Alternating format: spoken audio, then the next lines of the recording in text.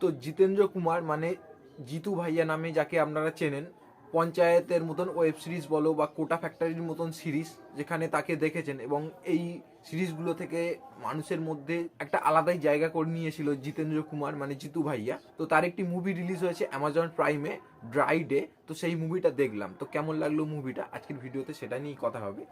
তার আগে চ্যানেলটিকে সাবস্ক্রাইব করবেন এবং ভিডিওটা লাইক শেয়ার করবেন।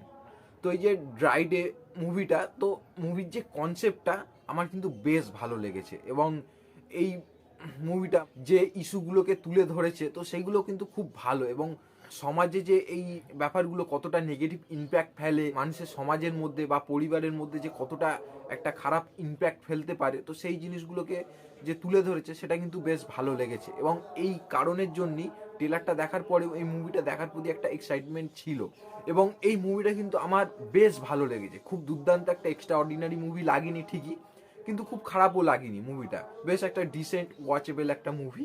এবং এই মুভিতে লিডে তো জিতেন্দ্র কুমার রয়েছে, এছাড়া ফিমেল লিডে রয়েছে শ্রেয়া পিলগাঁওকার এবং আনু কাপুরের মতন অ্যাক্টারও এই মুভিতে রয়েছে। তো এদের পারফরমেন্স কিন্তু খুব ভালো। এবং এই মুভির যে গল্পটা, তো এখানে যে জিতুর যে ক্যারেক্টারটা, সে একজন কর্পোরেটেড হতে চায়, এবং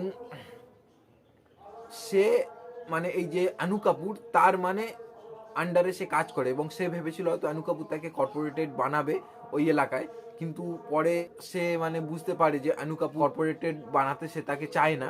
তো তখন সে নিজেই তার লক্ষ্যে এগোতে থাকে, এবং সেটার জন্য সে সারা মানে মদের এগেনস্টে একটা আন্দোলন শুরু করে, এবং তারপরে কি হয় সেটা মুভিতেই দেখবেন।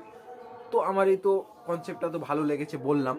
এবং এই মুভিতে অ্যাক্টিং ডিপার্টমেন্টে জিতু ভাইয়া, তো জিতু ভাইয়ার পারফরমেন্স খুব ভালো এই মুভিতে, এবং আনু কাপুরের যেটুকু পোর্শন আছে তাকে কিন্তু বেশ ভালো লেগেছে, এবং আনু কাপুরও খুব ভালো পারফরমেন্স দিয়েছে এই মুভিতে। এবং শ্রেয়া পিলগাঁওকার, তো তারও পারফরমেন্স এখানে খুব ভালো না লাগলেও ঠিকঠাক একটা পারফরমেন্স আমার লেগেছে।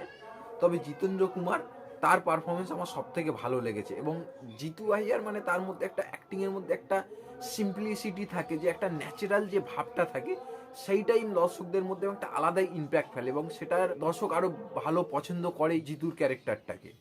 এবং এই মুভির যে গানগুলো রয়েছে বা এই মুভির যে ব্যাকগ্রাউন্ড মিউজিক, সেগুলো বেশ ভালো, এবং গানগুলো পার্সোনালি আমার কিন্তু বেশ ভালো লেগেছে কিছু কিছু গান।